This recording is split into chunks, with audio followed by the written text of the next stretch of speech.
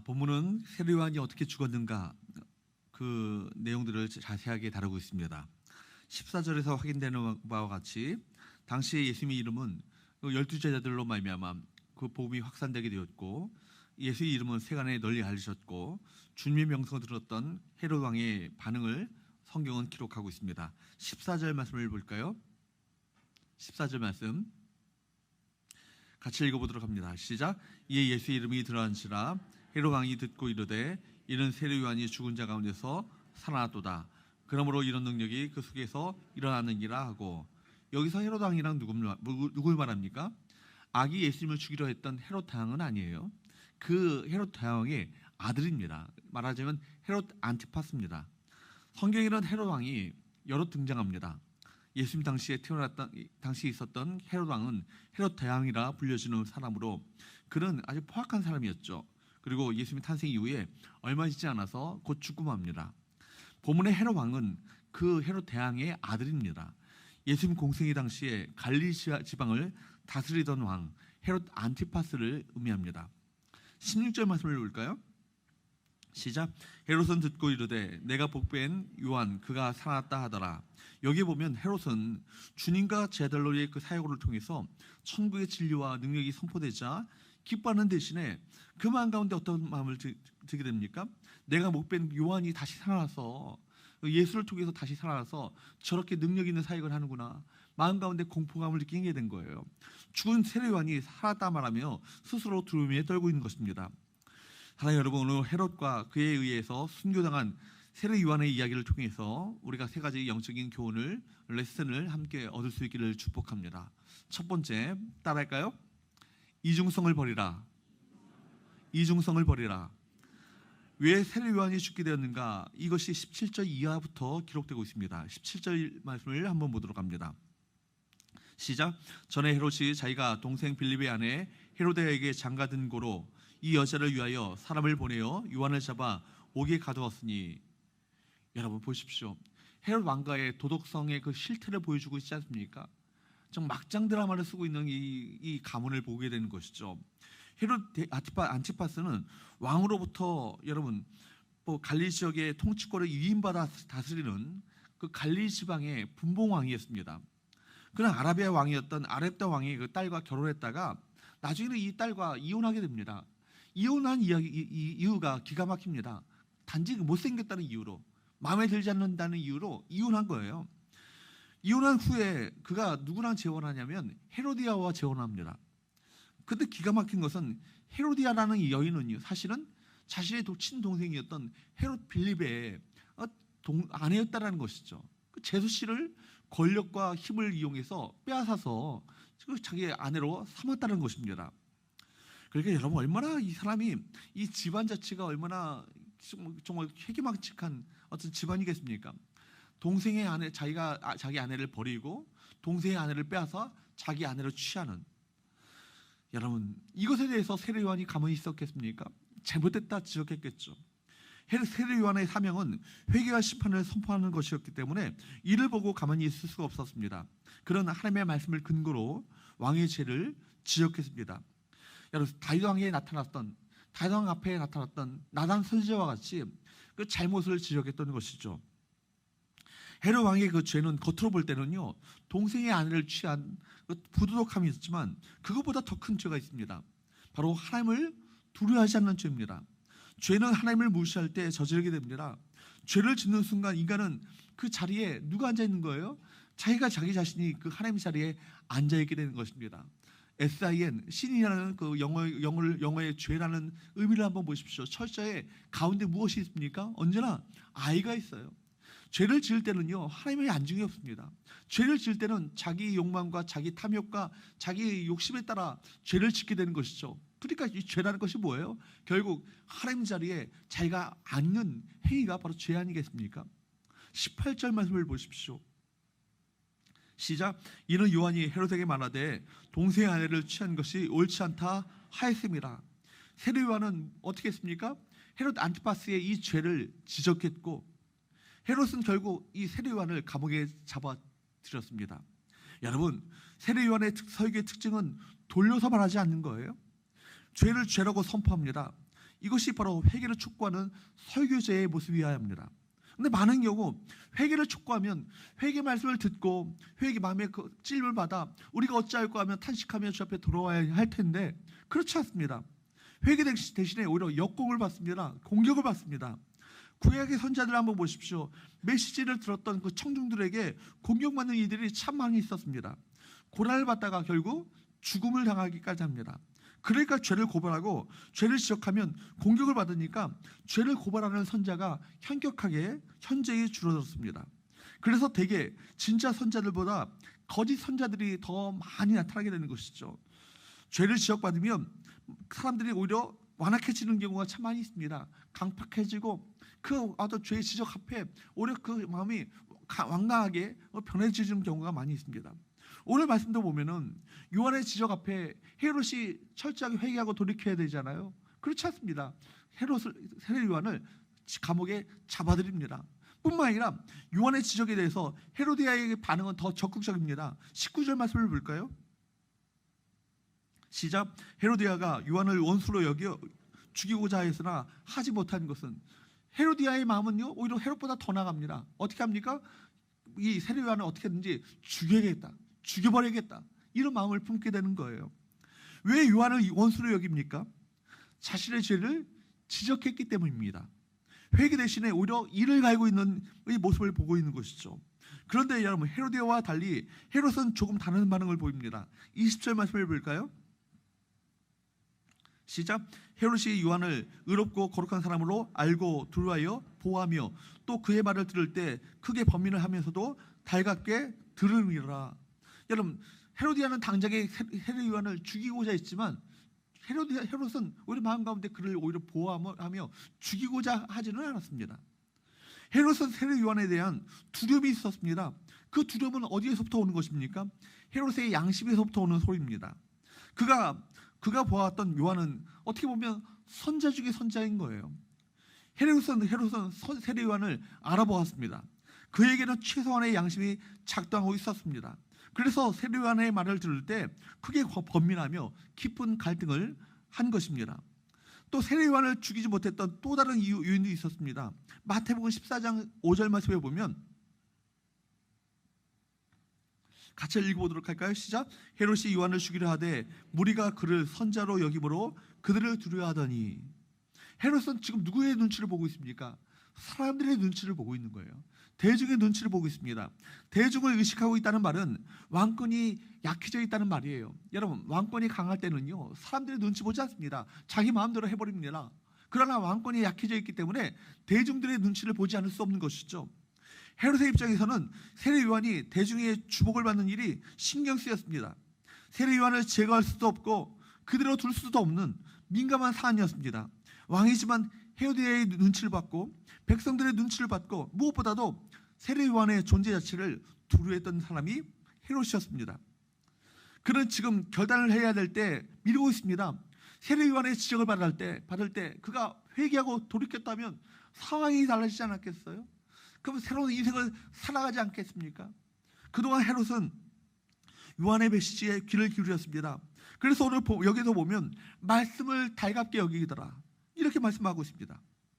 헤롯은 세례 요한을 존중히 여기고 보호려 하려고 했습니다. 그런데 거기까지였습니다. 진리 앞에서 정직하기보다는 자신의 거짓과 불의를 감추려는 권력자의 상습적인 병폐가 이 상황 가운데 들어가고 있습니다. 그는 아는 것과 그렇게 사는 것이 달랐던 사람이었던 것이죠.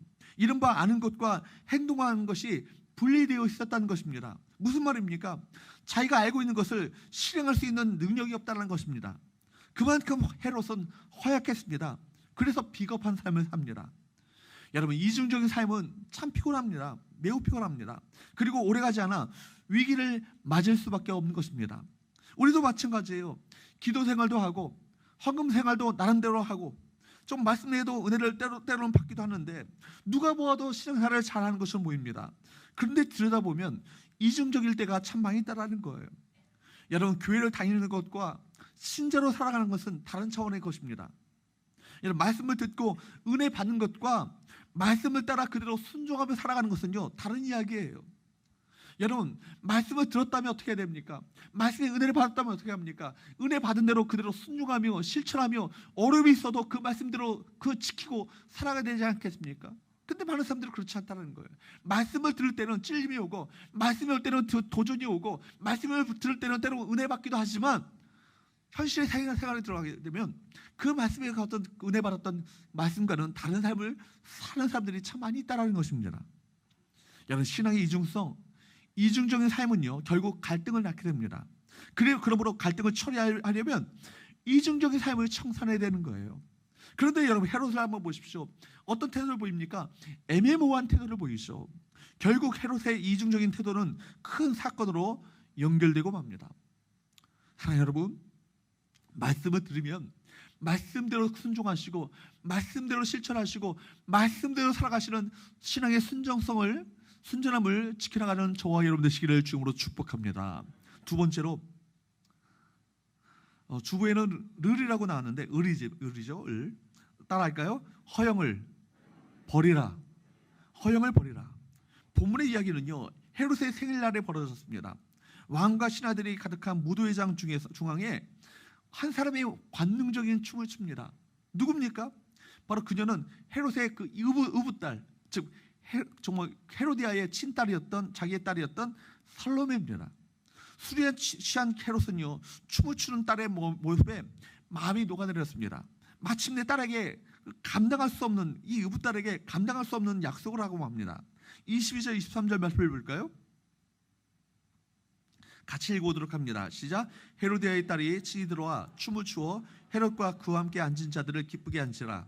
왕이 그 소녀에게 이르되 무엇이든지 내가 원하는 것을 내게 구하라. 내가 주리라 하고 또 맹세하기를 무엇이든지 내가 내게 구하면 내 나라의 절반까지라도 주리라 하거늘. 나라의 절반까지라도 내가 주겠다. 이거 그렇게 맹세를 합니다. 사실 헤롯의 이 말은요, 당시의 상황으로 볼 때 무모한 말이에요. 당시의 최고의 권력은 누굽니까? 로마 황제에게 있습니다. 그리고 로마 황제가 파견한 로마 총독에게 이스라엘의 그 최고 권력이 있었어요. 그러므로 그런 사실 전체 이스라엘을 다스리는 왕이 아니에요. 단지 갈릴리 지방을 맡고 있는 분봉 왕에 불과합니다. 그런데 매혹적인 춤을 추고 있었던 그 살로메의 춤에 넋이 나간 나머지 그런 맹세까지 하면서까지 나라의 절반까지라도 내가 주겠으니 소원을 말하라, 그렇게 말하는 것입니다. 바로 어디서 출발한 것입니까? 이게 어디서 나온 말이에요? 허영심에서 나온 말이에요. 허영심. 지구 중교회를 담임하셨던 이동호 목사님, 지금 원로 목사님이 되셨죠. 이동호 목사님이 허영을 재미있게 표현한 적이 있었습니다. 해석했습니다. 허영, 여러분 vain glory라고 하는데 vain이라는 말이 뭡니까? 속이 비어있다는 말 아니겠어요? 이 바로 vain이라는 말과 영광, glory라는 말의 합성어입니다. 그러니까 별로 내세울 것이 없이 비어있으면서도 자신을 내세우고 싶어하는 욕구가 바로 vain glory, 바로 허영이라는 말이라는 것이죠. 요즘 사람들이 명품을 좀 좋아하고 바로 명품에 사주고 못 쓰는 이유도 무엇입니까? 알고 보면 이 허영심 때문 아니겠습니까? 기억하십시오. 우리에게 자신을 귀하게 여기고 자신의 가치를 인정할 줄 아는 자존감, 셀프 에스팀, 이것은 참 필요하지만 내세울 것 없으면서도 자신을 내세우려는 허영심은요, 우리 삶을 불행하게 만듭니다. 하나님 나라를 위해서 세운 이 비전은 우리를 행복하게 만들지만 자신을 과시하고 싶은 허영심은 우리 인생을 망가뜨리고 마는 것입니다. 밖으로 나가서 자신의 어머니인 헤로디아와 상의를 하고 들어왔던 이 살로메는 무엇을 요청합니까? 옥에 갇혀있는 세례요한의 목을 소문에 담아 쟁반에 담아 달라고 헤롯에게 요청합니다. 그러자 헤롯은 한순간에 술이 확 깨면서 심히 고민이 되었습니다. 26절 읽어보도록 할까요? 시작. 왕이 심히 근심하나 자기가 맹세한 것과 그 앉은 자들로 인하여 그를 거절할 수 없느니라. 여러분 보십시오. 그를 거절할 수 없는지라. 왜 거절할 수 없었습니까? 무엇 때문에? 자기가 맹세한 것과 그 앉은 자들로 인하여. 여러분, 왕이 심히 근심한다는 것은 지금 뭐예요? 갈등한다는 것 아니겠어요? 딸의 요청을 받아들이고 세례요한을 죽일 것인가, 아니면 이런 매우 악한 일이기 때문에 거절해야 될 것인가 고민하고 있었습니다. 근심했다는 것은요, 매우 중요한 대목이에요. 중요한 순간이에요. 이때 근심하고 이거는 아니다, 하나님 앞에서 이거는 옳지 않다 생각하고 이것을 거절해야 마땅하지 않겠습니까? 근데 근심할 때 그때 돌이켜야 되는데 지금 경계선 상황에 서 있는 거예요. 근데 이 헤롯은 이 경계선을 넘어버리고 만 것입니다. 뭐 때문에요? 자기가 맹세한 것과 그 앉은 자들로 인하여 사람들이 어떤 바라봤던 자신이 허영심에서 출발했던 호언장담했던 그 말 때문에 결국 무엇입니까? 자신의 위신과 사람들 앞에서의 체면 때문에 세례 요한을 죽이는 쪽을 선택합니다. 그 순간에 그에게 있어서 하나님은 안중에도 없습니다. 그가 하나님 앞에서 그 말을 들었다면, 하나님 앞에 그 순간에 하나님 앞에 서 있었다면 어땠을까요? 이것은 하나님께 기뻐하는 일이 아니다, 거절했어야 마땅하지 않겠습니까? 그러나 하나님을 의식한 것이 아니라 자기가 맹세한 말과 사람들이 그 앉아있는 그 산들로 인하여서 결국 그 말을 거절하지 못하고 세례 요한의 목을 베어버리고 맙니다. 헤롯은 외형적으로 왕권을 휘두르고 있었지만 실상은 우유부단한 허약한 왕이었습니다. 권력자의 허상인 것이죠. 헤로디아는 이런 헤롯의 연약함을 잘 알고 있었습니다. 그래서 교묘한 계획을 세워 자기가 정말 세례 요한을 죽이고 싶어 했기 때문에 어쩌든지 왕이 요한을 죽일 수밖에 없는 상황으로 몰아갔던 것입니다. 여러분, 믿음 생활이라는 것은 무엇입니까? 말씀 앞에 결단하는 거예요. 하나님 앞에서 옳고 그른 것이 무엇인가를 깨달아 바로 결단하는 것이 믿음 생활 아니겠습니까? 하나님 앞에서 무엇이 옳은가 살펴보고 의지적인 결단을 내려야 합니다. 말씀을 들을 때마다 회개와 복종을 결단해야 합니다. 결단을 미루거나 거부한다면 결국 절망적인 상태에 빠지고 마는 것입니다. 사랑하는 여러분, 이 순간에도 말씀을 들을 때 이 말씀 앞에서 내가 무엇이 옳은가, 어떻게 살아야 할 것인가, 어떻게 내 삶을 어떻게 살아갈 것인가, 어떻게 순종할 것인가를 바로 결단하시는 저와 여러분 되시기를 축복합니다. 여러분, 그 나중을 한번 보세요. 결단해야 될 때 결단하지 못하고 결국 그 자기의 삶을 그냥 내버려뒀던 그 삶을 한번 보십시오. 이제 시간이 흘러 예수님의 십자가 처형 직전에 헤롯을 보시게 되면 많이 그가 이 순간과 달라져 있음을 보게 됩니다. 누가복음 23장 6절에서 8절 말씀을 보십시오.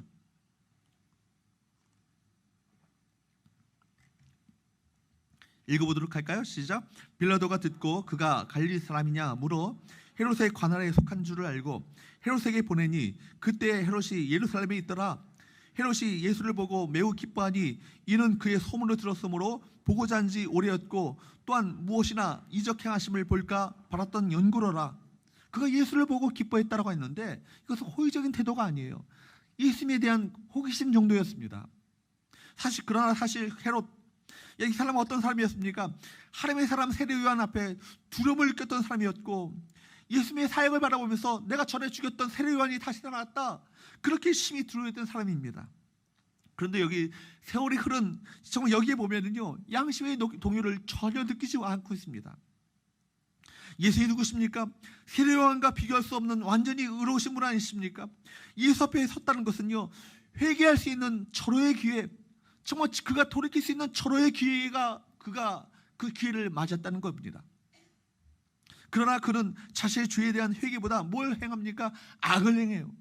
이미 양심이 죽어 있었던 것입니다. 그래서 결국 빌라도에게 예수를 넘겨주는 악의 공모자가 되고 말았던 것입니다. 여러분, 어떻게 이렇게 되었습니까? 세례 요한의 메시지를 거부할 때부터 시작된 것입니다. 타락은요, 하루아침에 일어나는 것이 아니에요. 하나님의 음성을 흘려듣다 보면 하나님의 음성을 바로 들어야 되는데 하나님의 음성을 흘려듣다 보면 조금씩 하나님과 멀어지게 됩니다.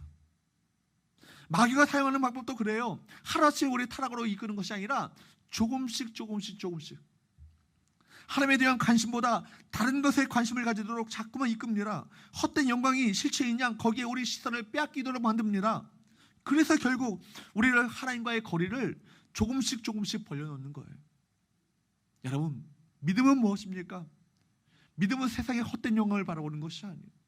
그것이 실체이냐, 영원한 실체이냐, 그것만을 붙잡고 살아가는 것이 믿음이 아니에요. 믿음은 뭐예요? 헛된 영광이 아니라 진정한 영광, 하늘의 영광, 최후의 승리, 그걸 바라보며 순교자의 길을 걸어가는 것, 참 그것이 믿음 아니겠어요? 주님의 순결한 신부로 내가 살기로 결단하는 것, 그것이 믿음 아니겠어요? 마침내 하나님 앞에서 주어질 영광과 존귀와 승리를 바라보는 것, 칭찬과 명성과 그 은혜를 바라보는 것, 이것이 믿음 아니겠습니까? 지금이 아니라 여기가 아니라 저기예요.